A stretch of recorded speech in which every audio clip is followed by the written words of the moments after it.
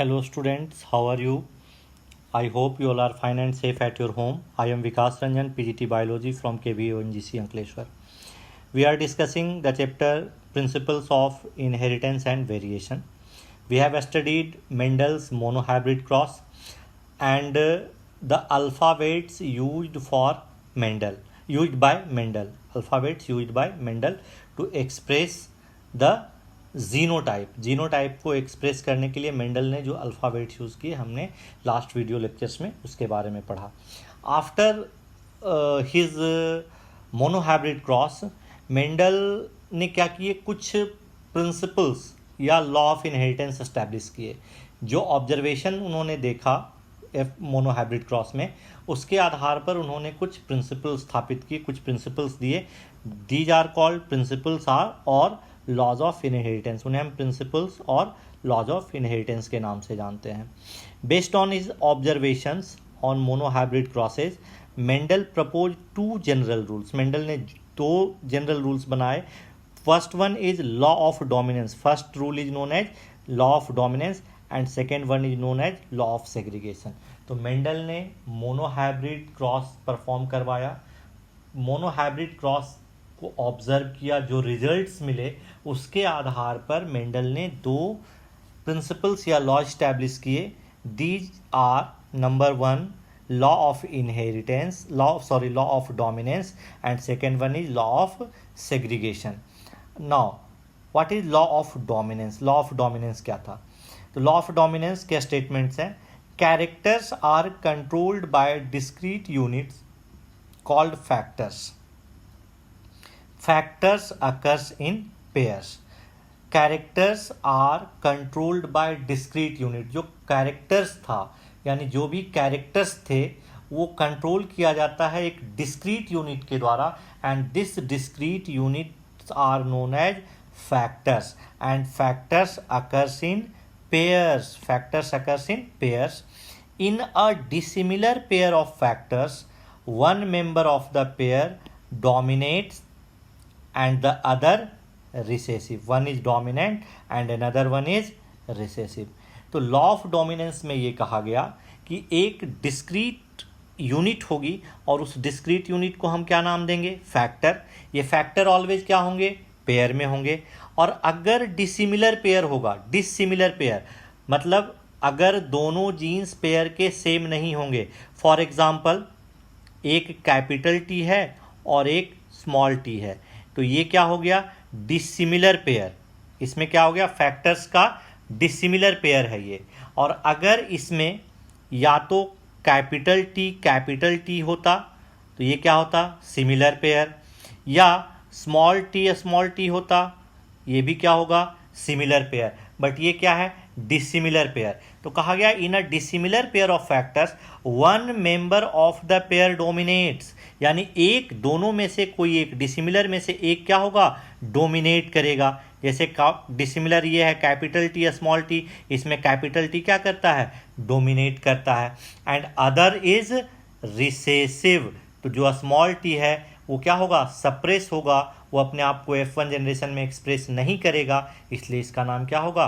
Recessive. तो ये तीनों जो स्टेटमेंट हैं, ये जो फर्स्ट थ्री स्टेटमेंट हैं, ठीक है ना, कि characters are controlled by discrete unit called factors. Factors occurs in pair and in a dissimilar pair of factors one member of the pair dominates and the other is recessive. तो ये these three statements are the statement for law of dominance. यह था Mendel का law of dominance.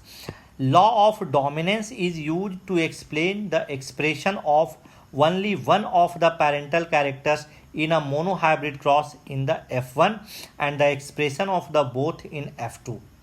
अब law of dominance को Mendel ने use किया F1 generation में केवल एक पेरेंटल कैरेक्टर के एक्सप्रेस होने के लिए भी और F2 जनरेशन में दोनों के एक्सप्रेस होने के लिए भी.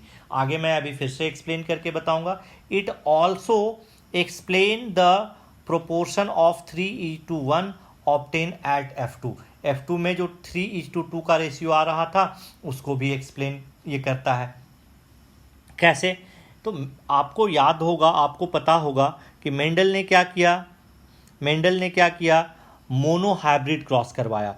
मोनोहाइब्रिड क्रॉस में क्या किया, प्योर टॉल प्लांट लिया, इसको क्रॉस करवाया प्योर ड्वार्फ से, ठीक है, ये कहलाया पेरेंट, ये कहलाया पेरेंट।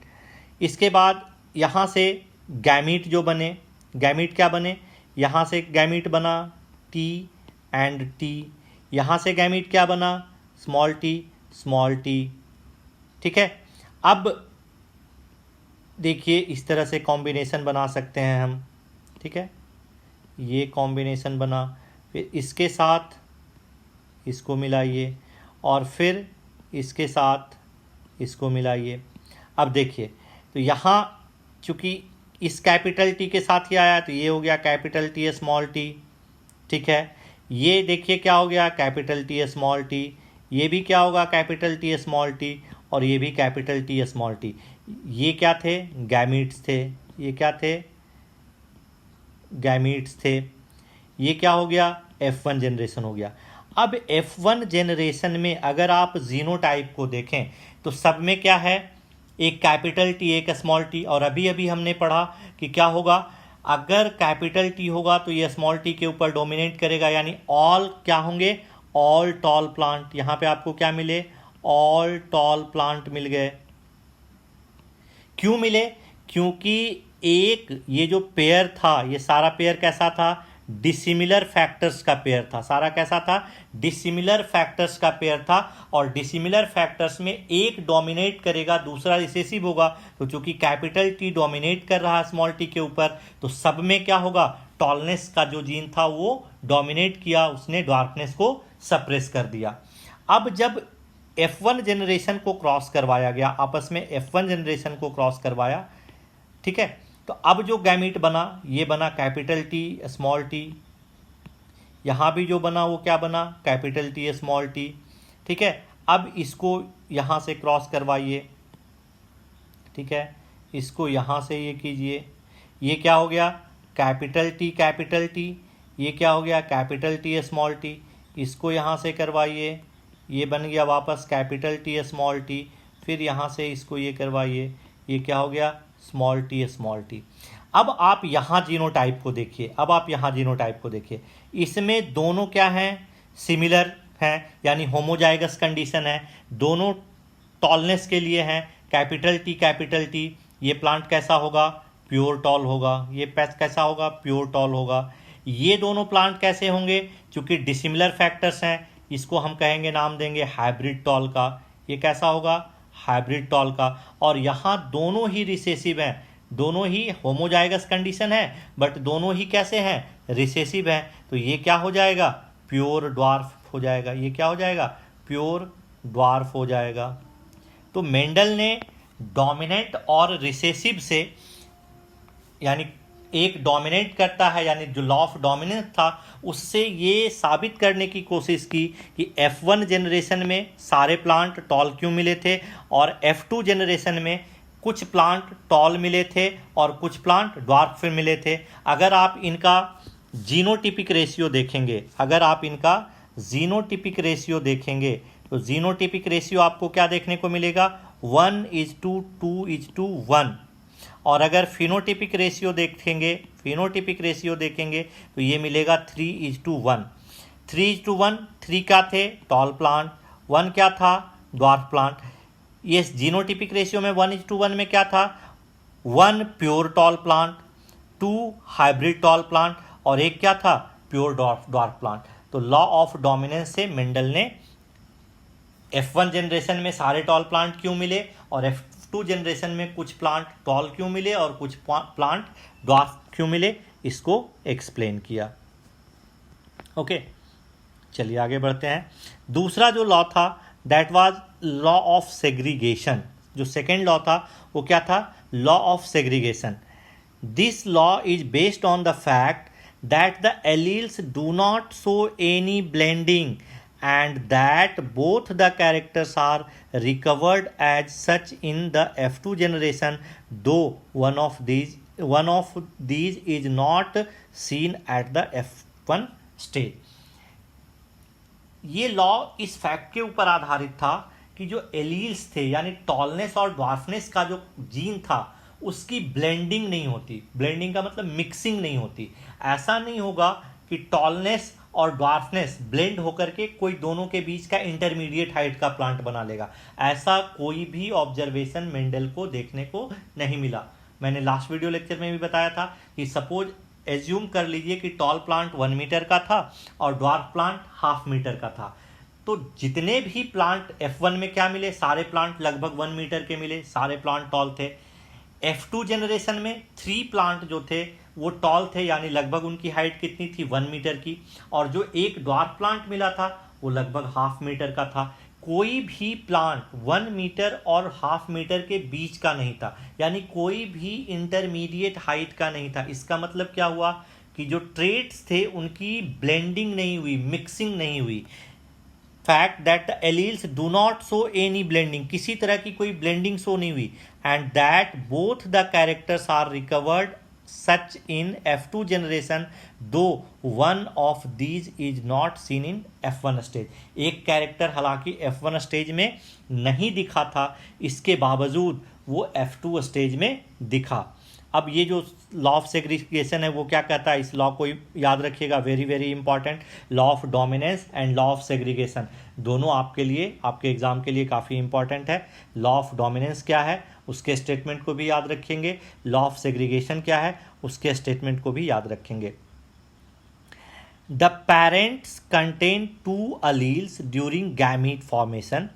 द फैक्टर्स और alleles of a pair segregate or separate from each other such that a gametes receive only one of the 2 factors।